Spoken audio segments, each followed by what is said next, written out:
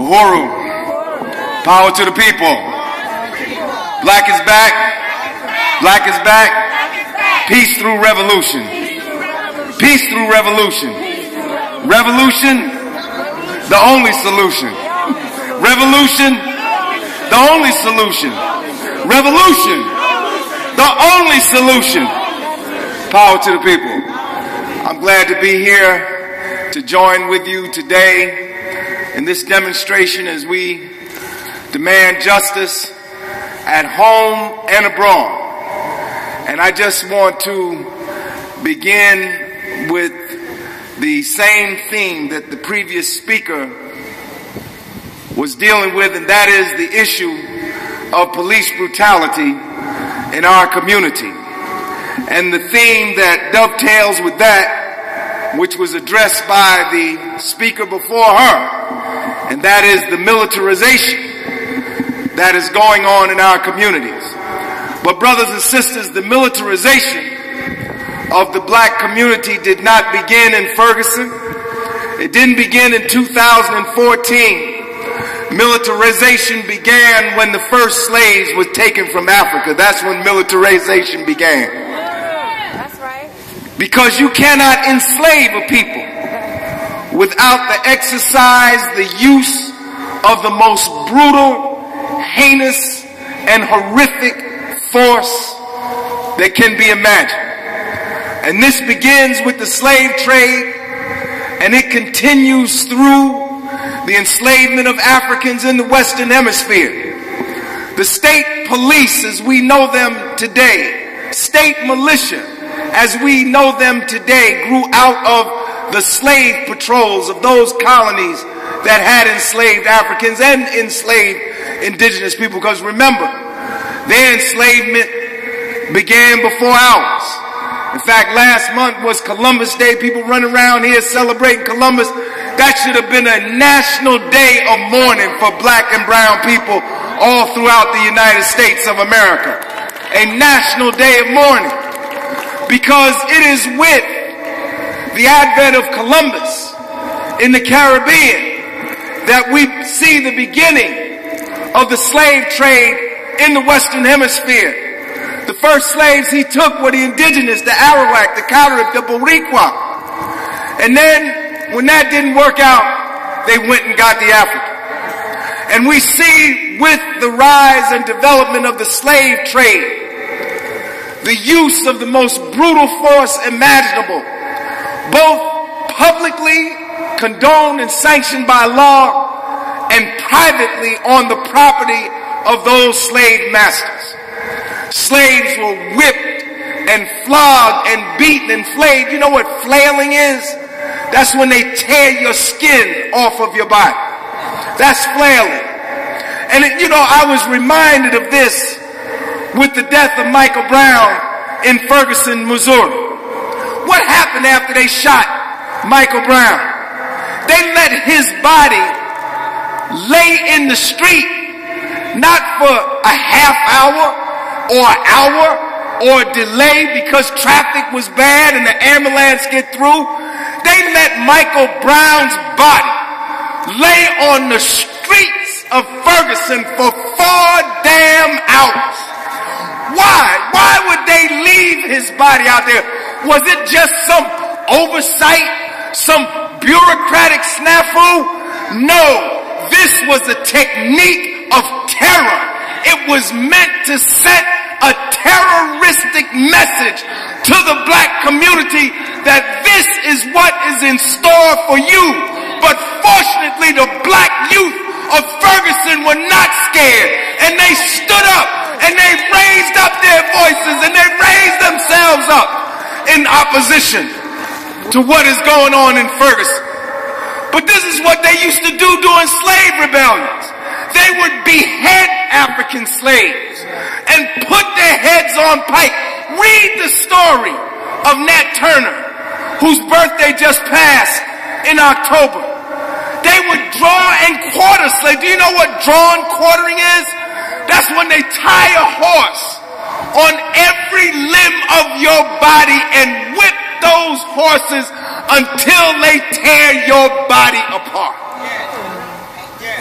The very Constitution of this country sanctioned, condoned, supported the enslavement of African people and the indigenous people in this country. And so institutions of force had to grow up and develop to hold people, because people are not going to be peacefully enslaved. The history of black people in this country, contrary to what we have been taught, is not a history of the acceptance of oppression. It is a history of resistance and rebellion every day that we have been here in the Western Hemisphere, brothers and sisters. There were hundreds of slave rebellions. And the slave rebellions didn't end with the Civil War. Every time black people rise up against police brutality like they rose up in Ferguson, that is a slave rebellion. That is a rebellion of the racially oppressed in this country. And I tell you today that Ferguson might be the first in a while, but it's not going to be the last, brothers and sisters. They keep killing our people like this, we're going to keep fighting back. And if they don't play by the rules, then we don't have to play by nobody's rules. In fact, all rules will be off. If they continue to kill our people, shoot them down like dogs every day of the year with impunity and receive no punishment.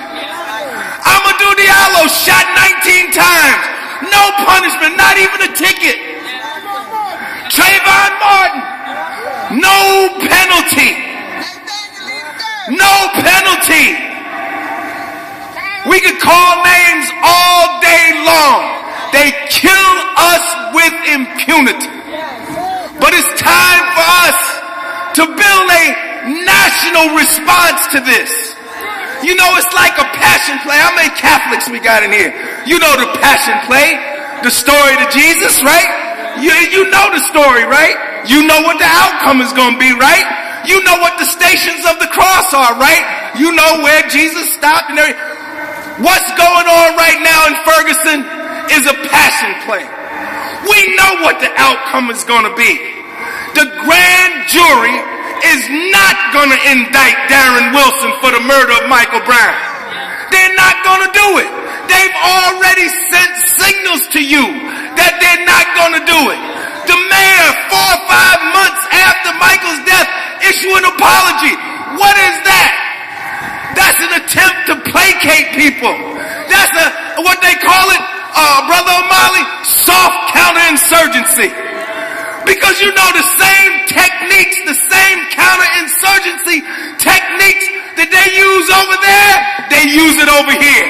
The same counterinsurgency techniques they use in Palestine, they use it on black communities right there. Soft insurgency, they bring out the community leaders, they bring out the politicians, and they tell everybody, be calm. It's all right. We got this. Look, we're going to implement some reforms. We're going to hire more black police officers. We're going to have more black supervisors. We're going to have residency requirements. We're going to have sensitivity training. We're going to create a civilian review board. We're going to have body cameras. But all of that ain't justice. Justice is the arrest and imprisonment and conviction of Darren Wilson, who killed Michael Brown. That's justice, brothers and sisters. Anything short of that is not justice. Anything short of that is not justice. Anything short of that are reforms to placate and diminish your righteous indignation and your righteous anger. But this is what I have to say about what's going on in Ferguson and about what's happening with the grand jury.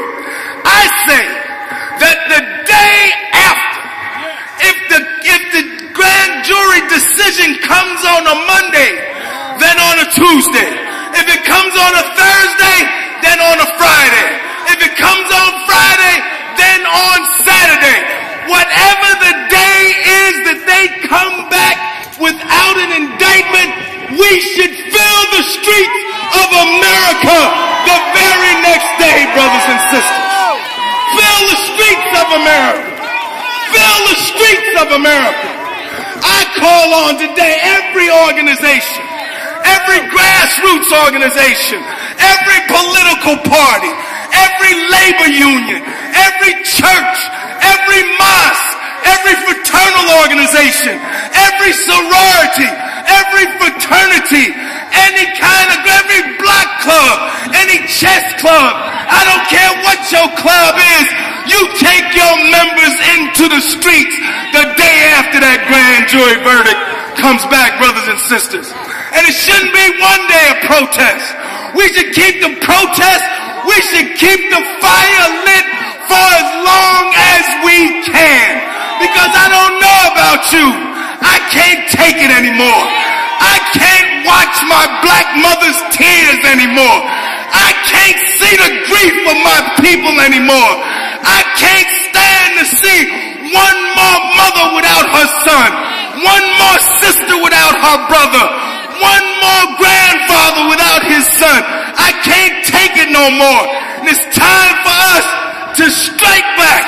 They hit us, we hit back, brothers and sisters. We got to hit back.